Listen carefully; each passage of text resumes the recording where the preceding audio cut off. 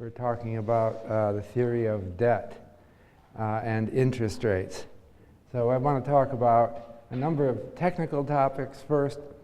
I'm going to start with a model, an Irving Fisher model of interest, and then I'm going to talk about present values and discount bonds, compound interest, conventional bonds, the term structure of interest rates, and forward rates. These are all technical things. And then I want to get back and think about what really goes on in debt markets. There's two assignments for this lecture. One is several chapters out of the Fabozzi et al. Manuscript. And then there's a chapter from my forthcoming book that I'm currently writing. But that is the most meager chapter that I've given you yet. So the book is not done. So I think the real reference for this is the Fabozzi manuscript at this point. And then Oliver will give a TA section that will clarify, I think, some of the points. So anyway, what we're talking about today is interest rates. The percent that you earn on a loan or that you pay on a loan, depending on what side of it you are. And interest rates go back thousands of years.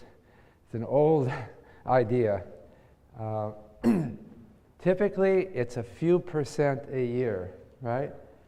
The first question we want to try to think about is what explains that. Why is it a few percent a year, and why not something completely different?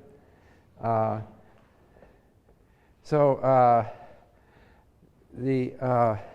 why is it even a positive number? You ever think of negative interest rates? Well, these are basic questions.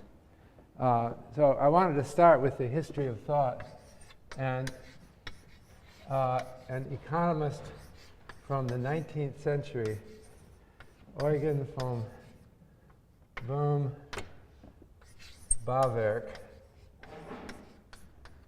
who wrote a book on the theory of interest in the late 19th century. Actually, it was 1884. And he is a long,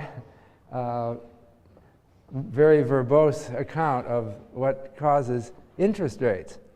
But basically, he came up with three explanations. Why is the interest rate something like 5%? Or 3% or 7% or something in that range. And he said there's really three causes. One of them is technical progress, that as the economy gets more and more scientific information about how to do things, things get more productive. So maybe the 3% is, or the 5%, whatever it is the rate of technical progress. That's how fast technology is improving. But that's not the only cause that Bohm-Bawerk talked about. Another one was advantages to roundaboutness. That must be some translation from his German. But the idea is that more roundabout production is more productive. This isn't technical progress. If someone can ask you to make something directly right now, you've got to use the simplest and the most direct way to do it if you're going to do it right now. But if you have time, you can do a more roundabout way. You can make tools first and do something else that makes you a more efficient producer of this. And so maybe the interest rate is a measure of the advantages to roundaboutness. And the third cause that Bohm-Bawerk gave is time preference. That people just prefer the present over the future. They're impatient. This is behavioral economics, I suppose. This is psychology. That, you've got a box of candy sitting there, and you're looking at it, and you're saying, well, I should really enjoy that next year. Well, maybe it would spoil by next month, but somehow you don't. You have an impulse to consume now. So maybe the rate of interest is the rate of time preference. That maybe people why is the interest rate 5%? It's because people are 5% happier to get something now than to get it in the future. So he left that train of thought for us. This was not mathematical economics. It was literary economics. But the next person I want to mention in the history of thought is Irving Fisher, who was a professor at Yale University. But he wrote a book in 1930 called Theory of Interest. And it is the all-time classic, I think, on this topic. So Irving Fisher is he's talked about in your textbook by Fabozzi and talked about in many textbooks. He graduated from Yale. I mentioned this since you're Yale undergrads. He was a Yale undergrad, graduated, maybe it was in 1885, and he got the first economics PhD at Yale University in the 1890s. And he just stayed here in New Haven all his life. And if you were living in New Haven in the early 20th century, you'd know him because he was a jogger. Nobody else jogged. He would exercise and run around campus so everyone would see him. In the 19-teens or 20s, nobody did that, but he did. It was a health nut, among other things. But I'm not going to talk. I could talk a lot about him. He's a fascinating guy. Well, I'll tell you one more story about him. He would invite students to his house for dinner, and he would explain to them before dinner that he believed that proper eating required that you chew every bite 100 times before you swallow it. So he would tell the students to do that. And it slowed down conversation at dinner a great deal. That's not what he's known for. What he's known for is, among other things, his theory of interest. So this is what's talked about in your textbook. And I wanted to start out with Irving Fisher because, by the way, I don't know when this room was built. Does anyone know? Since he died in 47, he probably lectured from the same blackboard, right? So, I don't know, the same slate. It could be, right? It could go back to that time. So I'm going to put back on the board what he had on this board, I'm assuming, in sometime in the 1930s. Well, what your textbook author, Fabozzi, emphasizes for a theory of interest is something that came from Fisher, but it's very simple. And he says the interest rate, this is Fabozzi's distillation of Irving Fisher, the interest rate is the intersection of a supply and demand curve for savings. So I'm going to put saving, or S, on this axis. And on this axis, I'm going to put the interest rate, call that R. I don't know why we commonly use R for interest. It's not the first letter, it's in the middle of the word. And the idea is that there's a supply of saving at any time that people then wish to put in the bank or someplace else to earn interest. And the theory is that the higher the interest rate, the more people will save. So we have an upward sloping supply curve. Now this S means supply, whereas this S down here means saving, okay?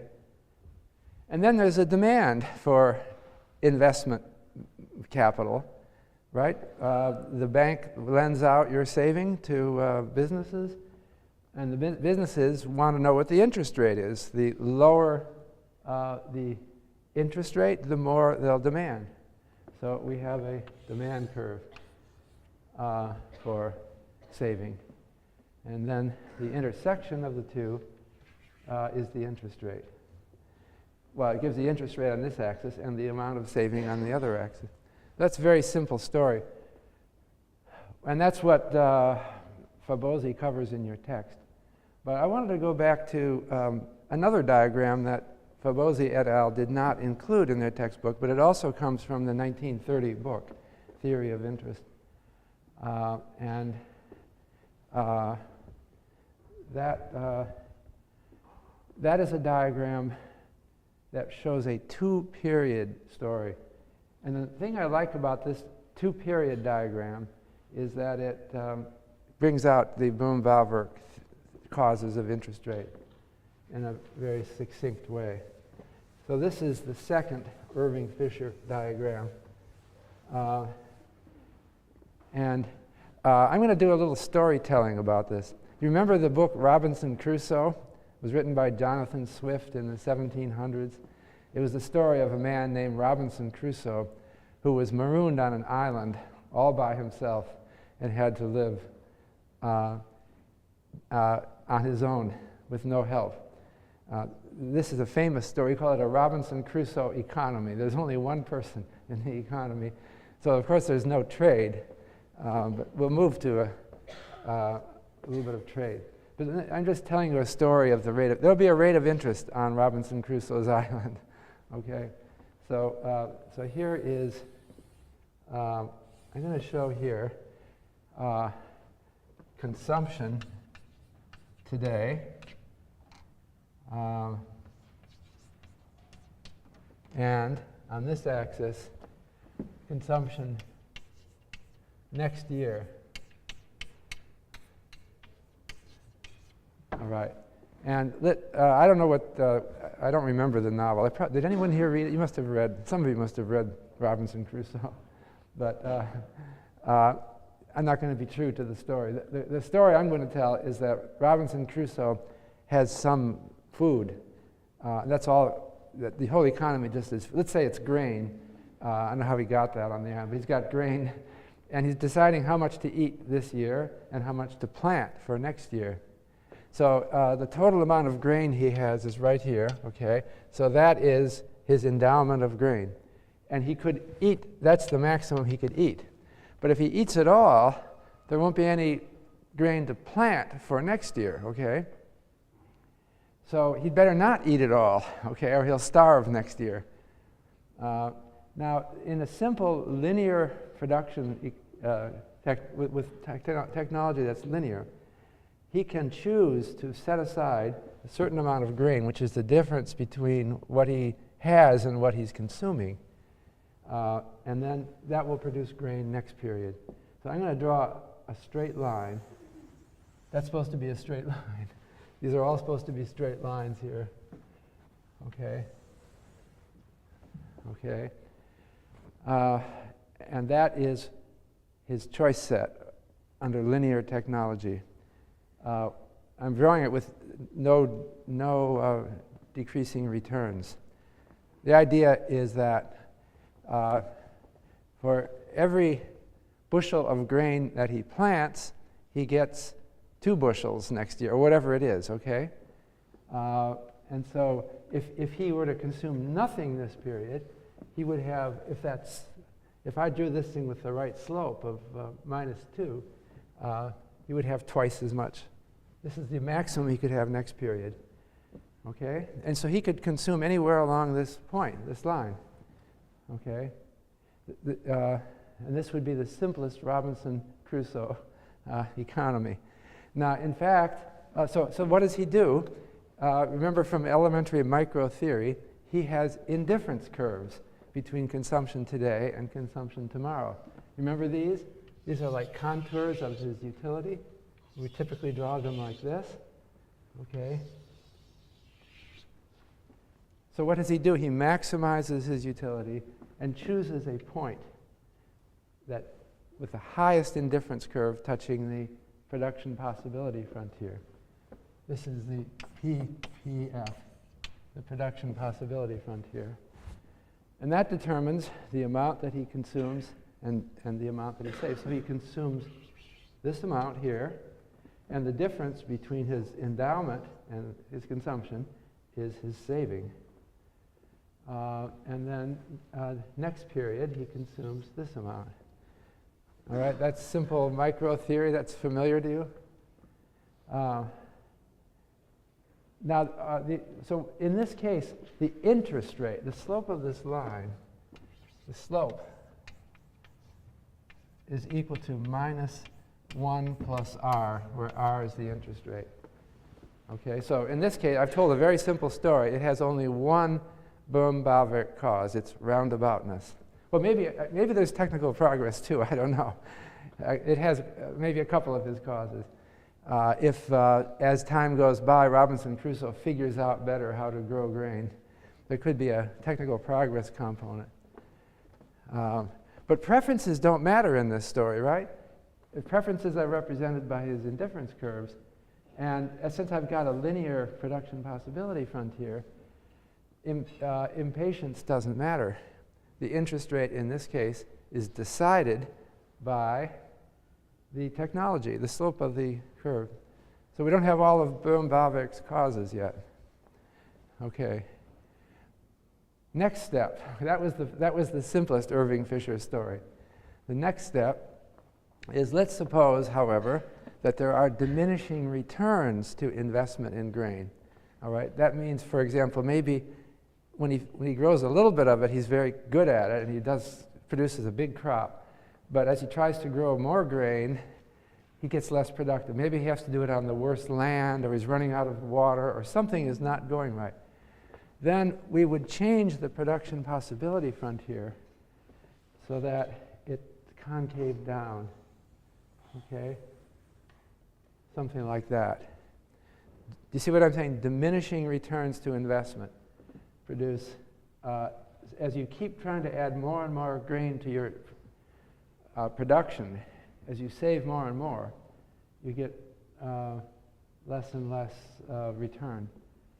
So now we have a new production possibility frontier that is more complicated. So now what happens? Suppose, forget this straight line which I drew first, and now consider a new production possibility frontier that's curved downward. Well, what does Robinson Crusoe do? Well, Robinson Crusoe picks the highest indifference curve, right, that touches this production possibility frontier. So that means he finds an indifference curve that's tangent to it. And he chooses that point. Okay? Now, okay, do you see it? So this is what Robinson Crusoe would do. Now the interest rate is the slope of the tangency between the indifference curve and the production possibility frontier. It's the same for both. And this was the insight that Bohm-Bawerk maybe had a little trouble getting. There's two different things determining the interest rate. One of them is the production possibility frontier, and the other one is the indifference curves. Now we have all of Bohm-Bawerk's causes. We've got roundaboutness, we have technical progress, and we have impatience.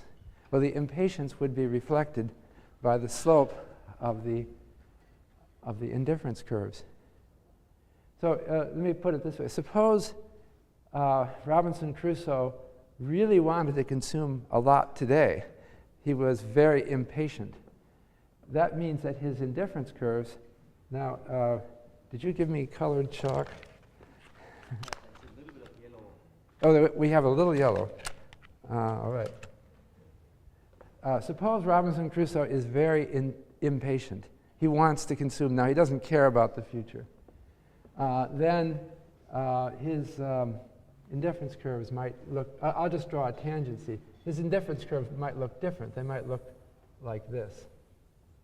Okay? So he would have a tangency further to the right, consuming more today and less in the future. Okay? Now the slope here is different than the slope here, right? Because I haven't changed the production possibility frontier, but I've moved to a different point on the production possibility frontier. So you can see that if Robinson Crusoe becomes more impatient, his interest rate goes up. Okay? Now you understand that the interest rate in the Robinson Crusoe economy is not just about Robinson Crusoe.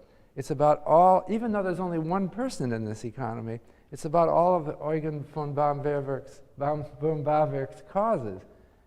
The technology is represented by the technical progress and the roundaboutness, and the preferences are represented by the indifference curves, And you can see that the actual rate of interest in his economy is determined by the tangency.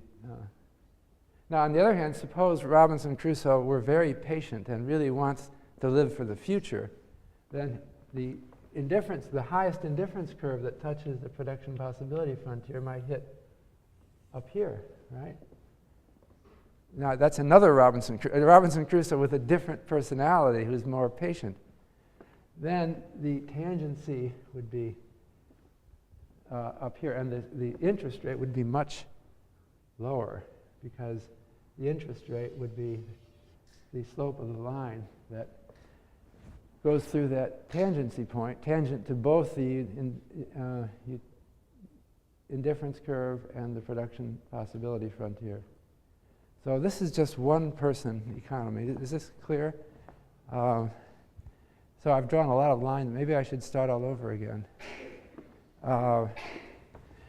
We've now gotten all of Boehm-Bawerk's causes of interest, and we've got an interest rate. We've tied it to production and the technology, represented by the production possibility frontier, and taste, represented by the indifference curves. But now I wanted to add a person to the economy. So let me start all over again. There's two Robinson Crusoes, okay, in this island. And let's start out with autonomy. They haven't discovered each other yet. They're on opposite sides of the island, okay? They have the same technology. They have the same production possibility frontier, but they live on opposite sides of the island, and they don't trade with each other. So let me start out again. This is the same diagram, and we have consumption today and consumption next year again, and we have a production possibility frontier. That's the same curve that I drew before, and the technology is the same for both of them. Okay, and let's suppose they have the same endowment. But let's suppose that Crusoe A is very patient and Crusoe B is very impatient. So Crusoe A, his indifference curves form a tangency down here. So this is A. And Crusoe B's indifference curves are up here. This is B. Okay? And so they are planning to plant. That means that Crusoe A will be saving very little. Will be consuming a lot. Did I say A was A is the impatient one, the way I've drawn it. Consuming a lot now and not saving much for the future, but is maximizing his utility. That's why we have the highest indifference curve shown here, which is tangent.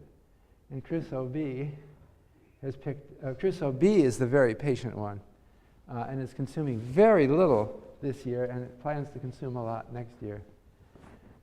So let's say they're about to plant according to these tastes, and then they find each other. Okay, now they realize there's two of us on this island. Now we're getting a real economy with two people. Okay, so what should they do?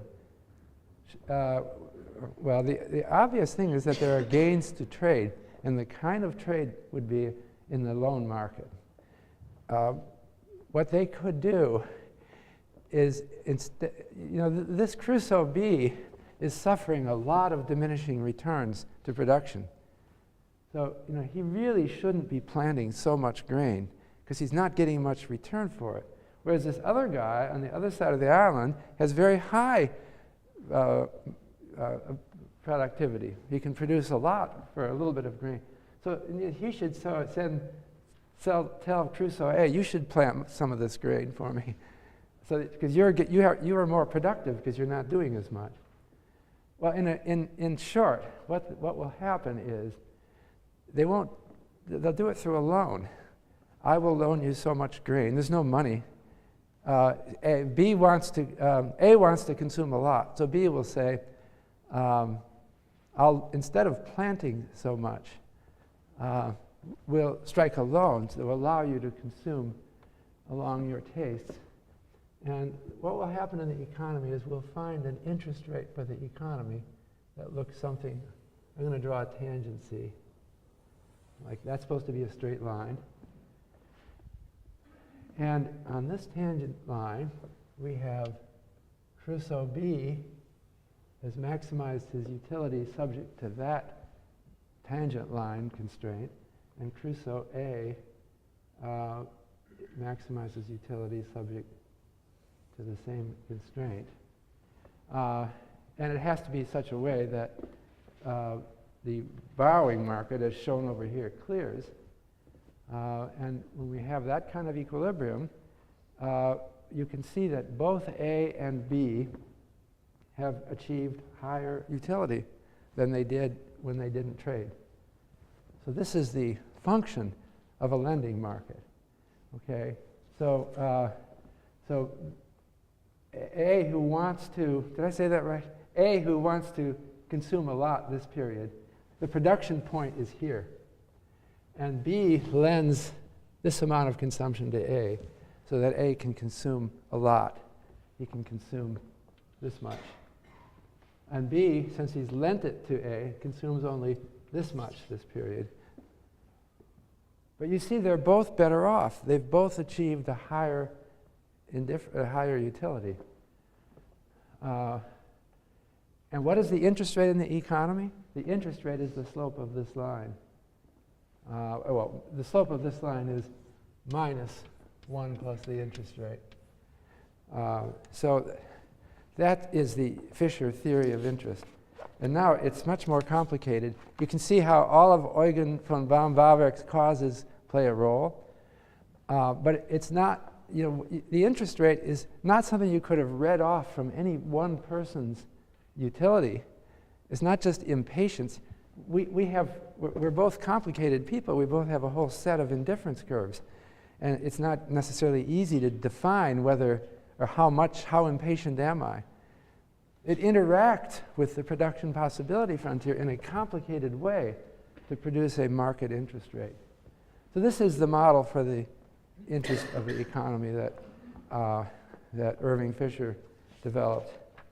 And so I wanted to just take that as a given. Now, when you put it this way, it all looks indisputable that the loan market is a good thing, right? I can't think of any criticism of the two Robinson Crusoes in going together and making a loan. There's nothing bad about this loan, right? They're just both consuming more as a result. But I want to come back to criticisms of lending at the end of this lecture, because again, part of this, I want to try to make this course into something that talks about the purpose of finance and the real purpose of finance. And this story is not the whole story about real people and how they interact with the lending market. But before I do that, though, I want to do some arithmetic of finance. So let me move on to what I said I would talk about, namely different kinds of bonds and present values. The Irving Fisher story was very simple, and it had only 2 periods. So that's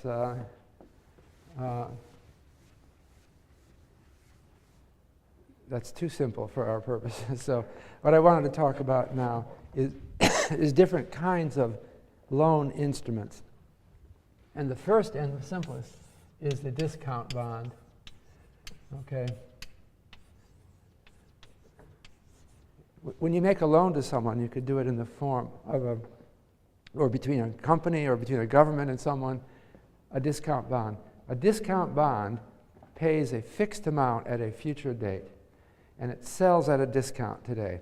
It pays no interest. I mean, it doesn't have annual interest or anything like that. It merely specifies this bond is worth so many dollars or euros as of a future date.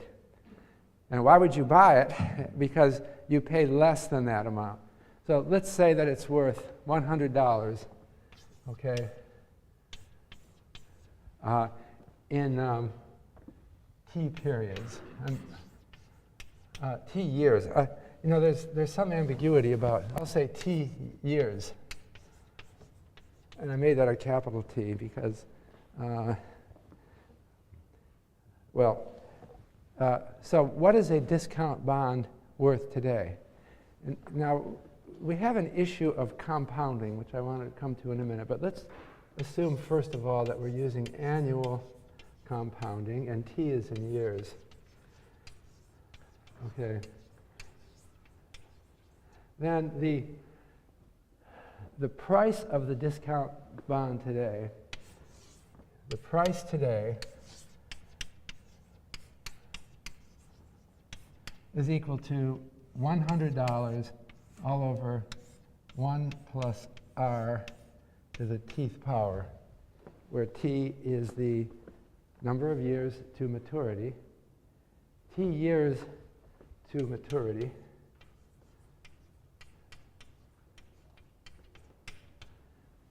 okay, and that's the formula, okay? In other words, 1 plus r to the tth power is equal to 100 over p. So 100 over p is the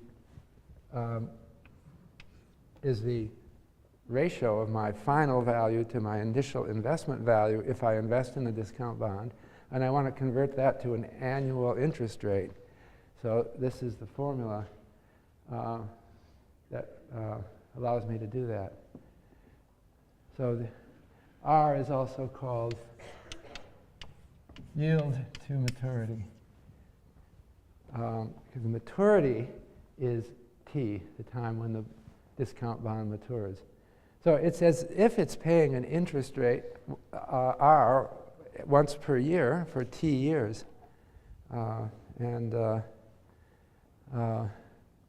We can infer an interest rate on it, even though the bond itself has a price, not an interest rate. I mean, we can calculate the interest rate by using this formula. Now, Fabozzi likes to emphasize, now let me come back to compounding. Maybe I'll just talk about, this is elementary, but let me just talk about putting money in the bank here.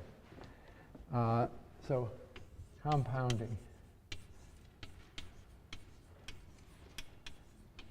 If you have annual compounding, what that means is that, and you have an interest rate of R, and you put your money in the bank with annual compounding, and the interest rate is R, that means you don't earn interest on interest until after a year. You put your money in today. Half a year later, if you put in $1 today, half a year later, you'll have 1 plus R over $2. Right, with an interest rate R. 3/4 of a year later, you'll have 1 plus 3/4 R dollars. And then a full year later, you'll have 1 plus R. But now, after 1 year, you start earning interest on the 1 plus R. So a half year after that, you would have 1 plus R times 1 plus R over 2, okay? And then 2 years later, you'd have 1 plus R squared, and so on. That's annual compounding. But the bank could offer you a different formula. They could offer you every 6-month compounding, twice a year compounding. Then here's the difference. After half a year, you'd have 1 plus R over 2, as before. But now, after 3/4 of a year, you would have instead 1 plus R over 2 times 1 plus R over 4, and so on, okay? Now, what Fabozzi likes to do is compounding every 6 months. This is what might make the textbook a little confusing, because we naturally think of annual compounding, because a year seems like a natural interval. But in finance, 6 months is more natural, because by convention, a lot of bonds pay coupons every 6 months. So Fabozzi uses the letter Z to mean R over 2. And his time intervals are 6 months long. Okay, so that means that the formula that Fabozzi gives for a discount bond, since it assumes a different compounding interval, the Fabozzi assumption, he writes P equals 100 all over 1 plus z to the lowercase 2t, where lowercase t is 2t. And so that's the Fabozzi formula for the price of a discount bond. And of course, it only applies at every 6 month interval. He's not showing what it is at 6.5 months or something like that. So that's, okay, is that clear about compounding and about discount bonds?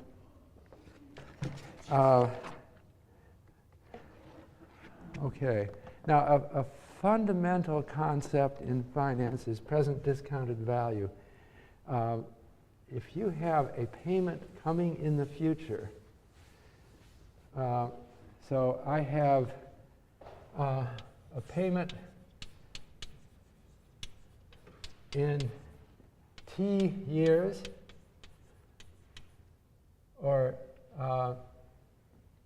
2T 6 months, we could say semesters, then the present value, depending on how I compound, the present value, well, let's talk about annual compounding. The present discounted value of a payment in T years is just the amount, which is X dollars divided by 1 plus R to the T. Or if you're compounding every 6 months, it would be X all over 1 plus Z to the little lowercase t. All right, lowercase t equals 2t.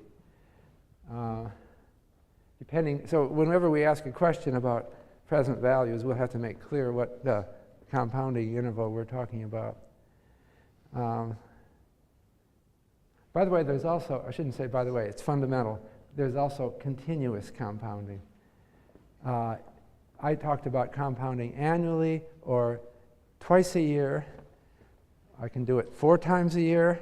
If I do it 4 times a year, that means I pay 1/4 of the interest after 3 months, and then I start earning interest on interest after 3 months, and so on. What if you compound really often? Not every. You could do daily compounding, or that would mean you would pay. You would start earning interest on interest 365 times a year. The limit is continuous compounding. Okay. And the formula for continuous compounding is e to the RT, where e is the natural number 2.718. R is the continuously compounded interest rate. So your balance equals the initial amount, what did I say, $1 times e to the RT. That's continuous compounding. Okay. Now if you have a number of, so the unfortunate thing is that present values allow us to compute present values in different ways depending on what kind of compounding I'm assuming. If I have a sequence of payments coming in, the present discounted value of the sequence, and suppose they come in once a year, then it would be natural to use annual compounding, and then the present discounted value, PDV, is the summation of the payments. And what am I calling them here? X sub I all over 1 plus R. No, I say X sub T all over 1 plus R to the T from T equals 1 to infinity. And that's the present discounted value for annual compounding of annual payments. And if, suppose the payments are coming in every 6 months, as they do with corporate bonds, then it might be natural to do compounding every 6 months. So then we do PdV is equal to the summation t equals 1 to infinity x sub t all over 1 plus r over 2 to the t. And limiting, if I want to do continuous compounding, suppose I have payments that are coming in continually, then the present discounted value would be the integral from 0 to infinity of x sub t e to the minus rt dt. And that would be a continuously compounded present value for a continuous stream of payments. So if someone is offering me payments over time, then the payments then have to be summed somehow into a present value. And this is, in finance, it often happens that people are promising to pay you something at various future intervals over time. And you have to recognize that payments in the future are worth less than payments today. Just as a discount bond, it's worth $100 in 5 years, but it's not worth $100 today. It's worth 100 all over 1 plus r to the t, appropriately compounded. So the interest rate, and that's true generally, anything in the future is worth less. So present discounted value is one of the most fundamental concepts in finance, that whenever someone is offering me a payment stream in the future, you discount it to the present using these formulas. So for example, if you are lending to your friend to buy a house and the person is promising to pay you over the years, then you got to figure out, well, what is that payment worth right now? And you would take the present value of it. There's a few present value formulas that are essential. And I'm going to just briefly mention them. The present value of a console or perpetuity. A perpetuity or a console is an instrument that pays the same payment every period forever. Okay? It's named after the British consols that were issued in the 18th century. They were British government debt that had no expiration date. And the British government promised to pay you forever an amount. Okay, what is the present value? Now we'll call the amount that the console pays its coupon. Okay, and let's say the coupon were £1 per year. If it was paying £1 per year and we're using annual coupons, annual compounding, then the present discounted value is equal to £1, okay, over the interest rate. That's very simple because this bond will always pay you £1, and so what is the interest rate on it? It's going to equal, your £1 is equal r over the present discounted value. So the price of the bond of the console should be the payment divided by the interest rate. Another formula is the formula for an annuity. Okay, an annuity is a different kind of payment stream. It's a console for a while and then it stops. An annuity pays a fixed payment each period until the expiration of the maturity of the. So the formula for so it pays, let's say X pounds, let's not say £1. If it pays X pounds every year, then the present discounted value, and it pays X pounds from t equals 1 to capital T, and then it stops capital T is the last payment. Then the formula is x over r times 1 minus 1 all over 1 plus r to the tth power. So that's the annuity formula. And that's very important because a lot of financial instruments are annuities. The most important example being a home mortgage, a traditional home mortgage. You might take out a 30-year mortgage when you buy a house. And the mortgage will generally say, in the United States, it's not so common in other countries, but in the United States, it will say, you pay a fixed amount. Well, usually it's monthly. Well, let's say annually for now, okay? A fixed amount every year as your mortgage payment. And then you pay that continually until 30 years has elapsed, and then you're done. No more payments, okay? The final thing I want to talk about is a corporate bond, or a conventional bond, which is a combination of an annuity and a discount bond. And so a conventional corporate bond or government bond pays a coupon every 6 months. So a conventional bond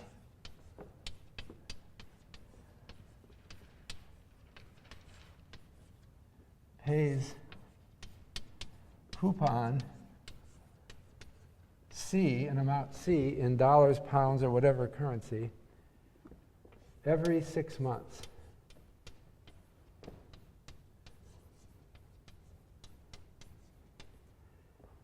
And principal plus C at the end.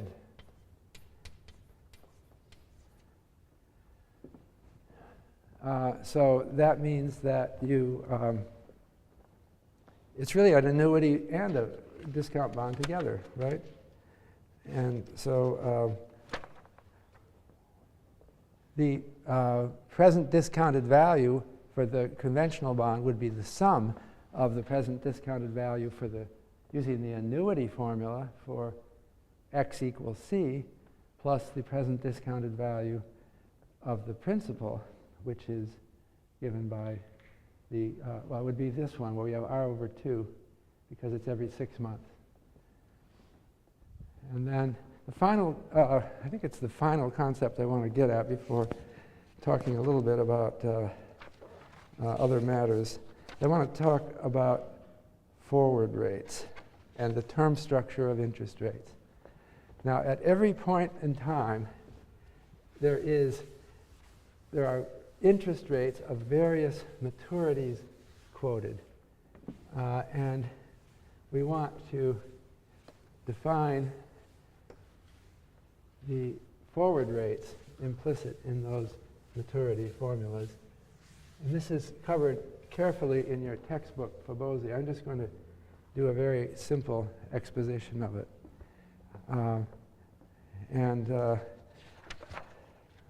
So the forward rates are the concept of a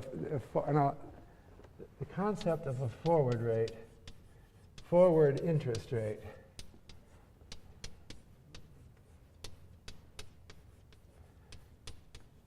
is due to Sir John Hicks in his 1939 book, Value and Capital. Value and Capital.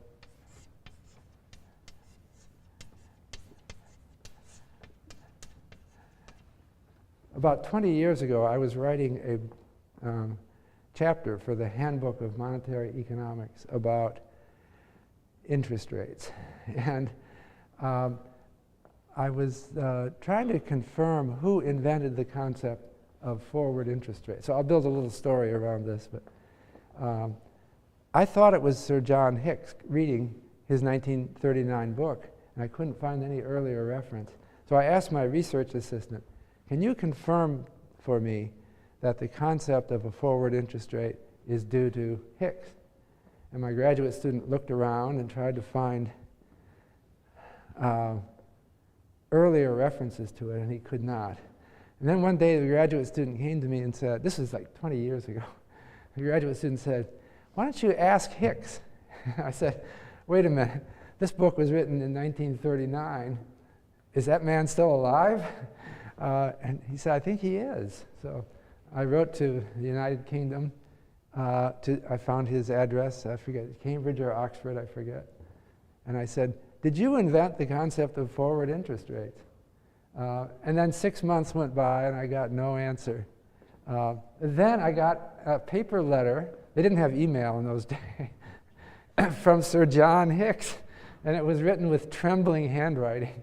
And he said, my apologies for taking so long to answer, my health isn't good. But he said, to answer your question, he said, maybe I did invent the concept of forward interest rate.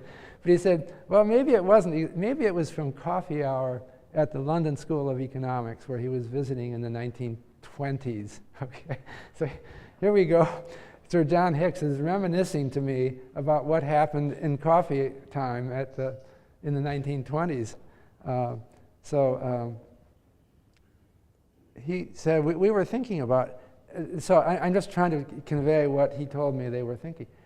At any point of time, you open the newspaper and you see interest rates quoted for various maturities. That's called the term structure of interest rates. And the term structure of interest rates, for example, you'll find Treasury, you'll find 1 year rates, quote, there'll be a yield on 1 year bonds, there'll be a yield on 2 years, there'll be a yield quoted on 3 year bonds, right? Let me tell you right now, for most of the world today, if you want to borrow money for 1 year, it's really cheap. In Europe or UK, US, over much of the world, it's like 1%. US, it's less than 1%. I mean, it depends on who you are, what your borrowing rate will be, depending on your credit history. But if you have excellent credit, 1 year interest rates are really low. But if you want to borrow for 10 years, it's more like 3.5%. It's higher, right? So, and if you want to borrow for 30 years, they might charge you 4 or 5%. Okay? This is the term structure of interest rates, and it's quoted every day in the newspaper. Well, I should say, I'm thinking 1925. In 1925, you'd go to the newspaper to see it. Now you go to the internet to see it. So newspapers don't carry this anymore. But I'm still in the mode of thinking of Sir John Hicks. So we're in 1925.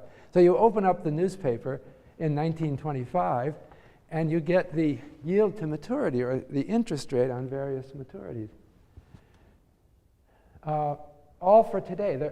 Everything that's quoted in today's paper is an interest rate between now, today, and so many years in the future. The 1 year interest rate quoted is the rate between now and 1 year from now, right? And the 2 year interest rate quoted is the rate from now to 2 years from now, and so on. So Hicks and his coffee hour, people were saying, well, it seems kind of one-dimensional because all the rates that are quoted are rates between now and some future date. But what about between 2 future dates? And then they thought about this at coffee hour, and someone said, well, it's kind of unnecessary to quote them because they're all implicit in the term structure today. And this is where the concept of forward interest rate comes. And it's explained in Fabozzi, but I thought I'm going to just try to explain it in the simplest term. Once you get the concept, it's easy. And I'm going to assume annual compounding to simplify things. But in Fabozzi, he, being a good financier, does it in 6-month compounding. So now we're in, the year is 1925, okay? And we're in coffee hour, and we're talking about, suppose I expect to have, I'm just trying to get my 100 pounds to invest in 1926. Okay, it's 25 now. This is a whole year from the 1926, okay? And I want to lock in the interest rate now, okay? Is there any way to do that? I mean, I could try to go to some banker and say, can you promise me that you'll give me an interest rate in 1926 for 1 year? The banker might do it, you know, but I don't need to go to a banker to do that. I can, once I have all of these bonds available, and if I can both go long and short them, then I can lock it in. So here's what I want to do. This is what they were discussing at coffee hour. Buy in 1925 2-year bonds in an amount. You've got to buy the amount right. You've got to buy 1 plus R sub 2, which is the 2-year yield, squared all over 1 plus R1 bonds, discount bonds. They'll mature in 2 years, okay? And then I have to short in 1925 one period bond.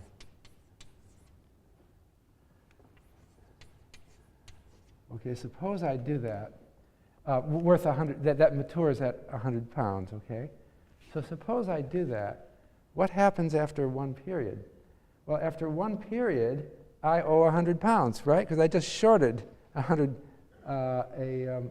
1 period bond. And so I pay 100 pounds. That's like investing 100 pounds. At the end, I get this amount. I get this amount times 100 pounds, right? Because this is the number of bonds that I bought. So what is the return that I get? The return that I get is the ratio. It gives me the, we'll call that the forward rate between 26 and 27 as quoted in 1925. And so that forward rate, we'll say 1 plus the forward rate, F, is equal to 1 plus R2 squared all over 1 plus R1. It's just the amount that I get. Because this is, what I'll get if I bought this number of bonds, I get 100 pounds times this number in 2 periods in 1927. But I put out 100 pounds in 1926. So the ratio of the amount that I got at the end to the amount that in 27 that I put in 26 is given by this. So that's 1 plus the interest rate I got on the bond. So you can compute forward rates for, I'm just showing it for a 1 year ahead forward rate for a 1-year loan. But you can compute it for any periods further in the future over any maturity. And this is the formula given. It's on page 227 of Fabozzi. I'm not going to show you the general formula. The expectations theory of the term structure is a theory that, I'll write it down, expectations theory says that the forward rate equals the expected spot rate.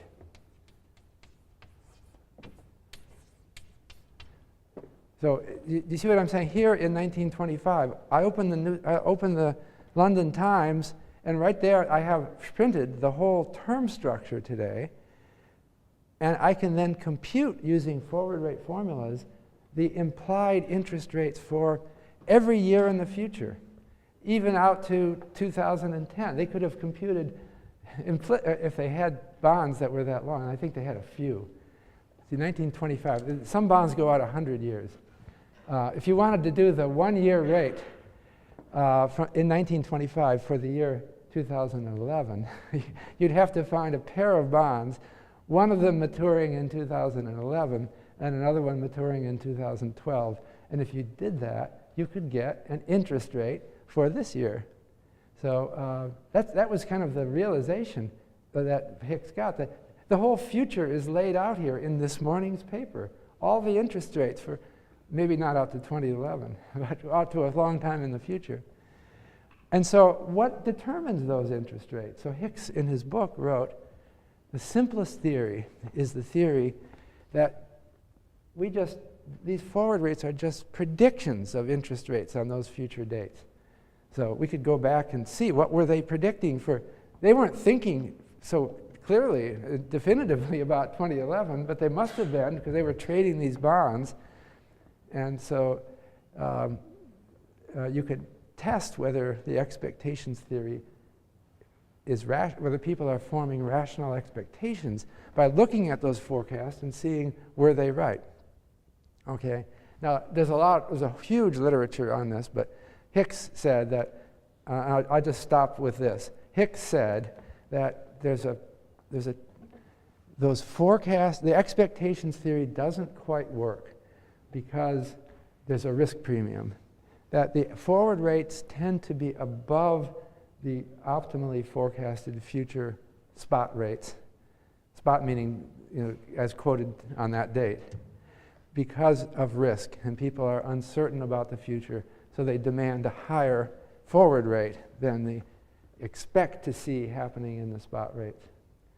So I will stop talking technical things. So I wanted to say something. I have so much more to say but I'll have to limit due to time.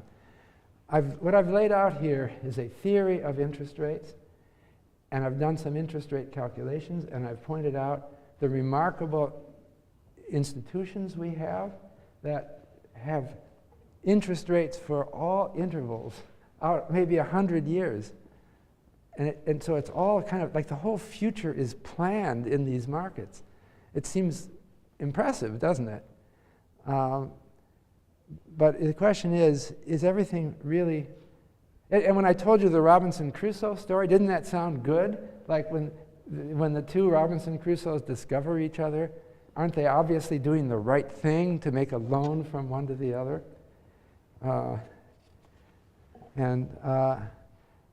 I like that. I think basically everything I've said here is basically right.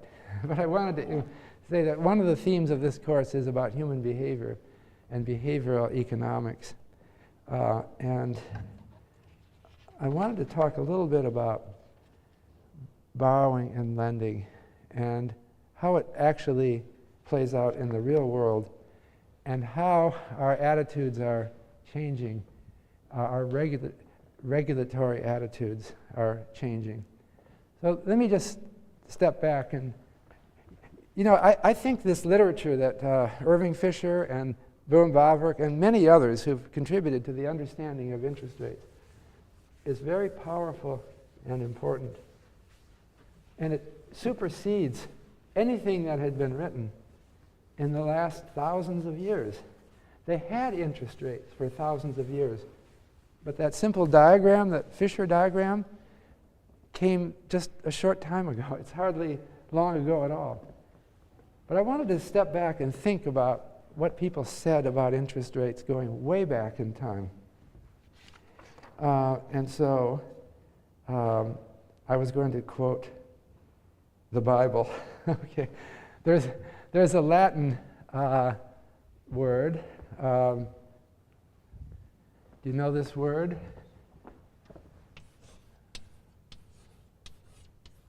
Do you know what that means in Latin? Well, actually, our English word use comes from it. So I don't know how to pronounce it. Usura in Latin means use. And it means also interest. Because what is interest? You're giving someone the use of the money. You're not giving them the money, they're getting the use of the money. And they had other words for interest, but this ancient word had a negative connotation. It sounded bad. It kind of meant something immoral, okay? And so we have a word called usury. You know this word, this is English now. It's just, there's a 2,000, it goes back more than 2,000 years. So the Bible, I actually have it here in Latin. I'm just curious about these things, but I can't pronounce it right. It must have been written in Greek or Aramaic or something originally, but it uses the word usury, usura, but the quotation, it says in Exodus, "If thou lent money to any of my people that is poor by thee, thou shalt not be to him as an usurer, neither shalt thou lay upon him usury." Now what does that mean? Because usura can mean both interest and excessive interest. So it's not clear what the Bible is saying about lending. It sounds like it's telling you you can't lend, you can lend someone money, but don't take any interest. That's what it seems to be saying, but it's ambiguous. And I was going to quote the Quran. Now, I don't speak Arabic. I think there's a similar ambiguity in Arabic. So, and I'm quoting an English translation of the Quran. "O you who believe, be careful of Allah and give up the interest that is outstanding." Or usura. That has been interpreted by modern Islamic scholars as that charging interest is ungodly. And it was interpreted by Christian scholars. They go back and they try to figure out what was meant, and they couldn't figure it out either. And times changed over the centuries. But for thousands of years, the Catholic Church, or maybe not thousands, I don't know the whole history of this, depends on which century you're talking about, but for many centuries, the Catholic Church interpreted this, as do many Muslims today, that interest is immoral. And therefore, the only people who were allowed to loan were Jews, because they weren't subject to the, even though it's actually the book of Exodus, it should be, they weren't subject to the same interpretation. So it was considered immoral. And I wonder, why is that? Why is it immoral? Because we just saw the logic of it. Now, the Robinson Crusoe story, I had two different men on the other side of the island, and I had one of them wanting consumption today and one of them wanting consumption later. Your first question is, maybe they were wrong to be different. Maybe they should both be doing the same thing. Why is one of them different than the other? The guy who's going to consume a lot today, maybe I should have a word with this guy. Don't do it. You're going to be really hungry next year. Why are you doing this? So instead of forming a loan between the two, we should advise them. And maybe they don't need a loan. So this comes back to, what are we doing with our loans? And are we giving people good advice? And or do we have a tendency in the financial world to be usurious? Are we going after and victimizing people by lending them money? And I think that there is a problem, and this thousands of years of history of concern about usury has to do with real problems that develop. So just in preparing for this lecture, on an impulse, I got onto Google and I searched on vacation loans. Okay, I found 1.6 million websites that were encouraging you to take out a loan to go on a vacation. Okay, now is that socially conscious? I was wondering about that. Is it ever right to borrow money to go on a vacation? I mean, I've thought about it. And then I remembered Franco Modigliani, who is one of the authors of your textbook, and he was my teacher. I remember these moments from classroom that he was teaching us about these subjects. And he said, he was thinking about examples of investments. And he said, one of the best investments I can think of is a honeymoon. when you get married, you go on a vacation. Now, why are you doing that? Is it for fun? Probably not. In fact, I have a suspicion that most honeymoons are not fun because I don't know. I think it's just people are too uptight and tense from what have we just done? And I bet that's right. So why do you do it? Well, you do it as an investment, right? You want this photograph album, you want the memories, you're kind of bonding. I think he's absolutely right. You should go on a honeymoon. So I did another search. I searched on honeymoon loans, okay? And I got 1.7 million hits. It beat vacation loans. So there are many lenders ready to lend, and you should do it, okay? If you're just getting married and you don't have any money, go to the usurious guy and ask for the honeymoon loan. So I'm not sure whether it's bad. This is the question. I think that there are abuses. And I wanted to just close with Elizabeth Warren, who I first met her just a few years ago. Well, actually, I remember her book. She wrote some important books about the reality. She's a Harvard law professor who wrote books. One of her books was published by Yale called The Fragile Middle Class. And it's about people who go into bankruptcy. And she points out that in the US, even back in the old days when the economy was good, we had 1 million personal bankruptcies a year. This is because of borrowing. You don't know how many bankruptcies there are because people are ashamed when they declare bankruptcy, and they try to cover it up from as many people as possible. There are as many personal bankruptcies in normal years as there are divorces. But you don't hear about them, right? You hear about all kinds of divorces. People are ashamed of divorces too, but they can't cover them up because everybody knows. But they can pretty well cover up a bankruptcy, and so they don't talk about it. So what Elizabeth Warren is saying, she thinks that the lending industry is victimizing people. It's advertising for vacation loans and the like, and then they don't tell people about the bad things that will come. So she wrote an article, and this is interesting. It was in Harvard Magazine, and that's a magazine that I suspect none of you read. Anyone read Harvard Magazine? Okay. It's the Harvard Alumni Magazine. It goes out to all graduates of Harvard. So you don't read it, and you probably will never read it. You will be a reader of the Yale Alumni Magazine, which will start arriving in your doorstep after you graduate.